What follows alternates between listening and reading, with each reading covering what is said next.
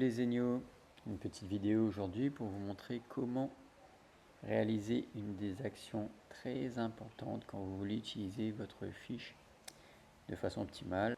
Donc l'action, c'est créer un événement. Donc si vous faites des ateliers, des conférences, des directs en ligne, des cours de yoga, en tous les cas, tout type d'événement.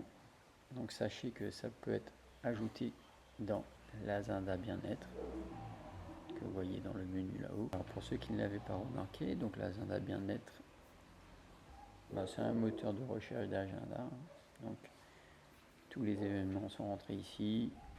On peut choisir par type, par lieu et chercher. Donc aujourd'hui, on va voir comment ajouter votre événement dans cet agenda. Il faudra d'abord aller dans le tableau de bord, donc dans le menu. Vous êtes déjà enregistré du coup, donc vous allez dans le tableau de bord. Voilà, on y est. Et dans le menu, on va retrouver l'onglet événements. Donc on va voir, voilà tous les événements que moi par exemple j'ai créés. Donc on va aller dans ajouter nouveau. Qu'est-ce qu'on va remarquer? Que la première information qu'on nous demande, c'est sélectionner le groupe d'un organisateur d'événements. Donc moi ce sont mes groupes.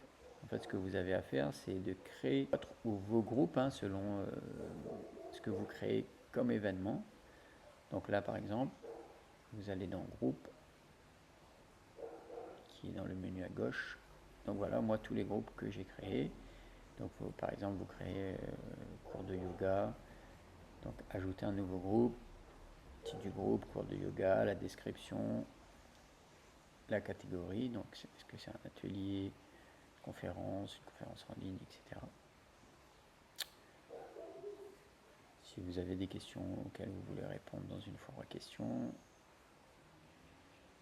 et une image ou des images si vous voulez rajouter des images. À ce moment-là, quand vous avez créé votre ou vos groupes, donc vous pouvez retourner dans événements, ajouter nouveau, et à ce moment-là, renseigner le groupe. Par exemple, là, si moi bientôt je vais organiser un thé génial, je donne un nom. Donc après, vous renseignez si l'événement est en personne ou en ligne. Donc si vous cochez rien, c'est un événement présentiel. Si vous cochez, c'est un événement en ligne. Vous voyez, là on vous demande de renseigner l'URL de l'événement en ligne.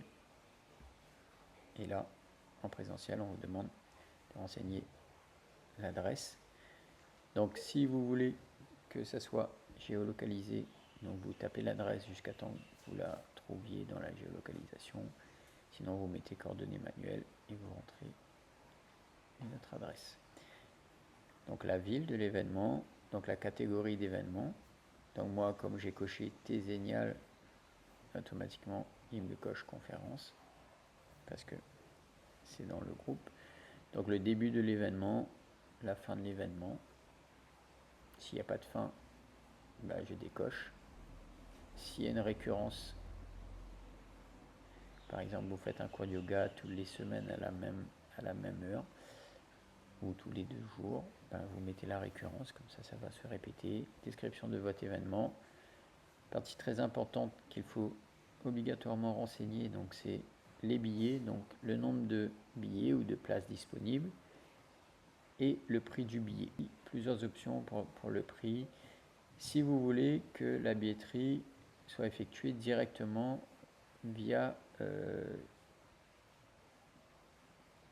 cet ajout d'événement, donc vous mettez votre prix du billet et si quelqu'un il achète une séance ou un ticket en ligne, bien évidemment, il y aura un prélèvement qui sera précisé dans les modalités. Si vous voulez que le règlement soit fait directement avec vous, vous gérez autrement votre règlement, donc vous mettez 0 sur le prix du billet, mais il faut rentrer quelque chose.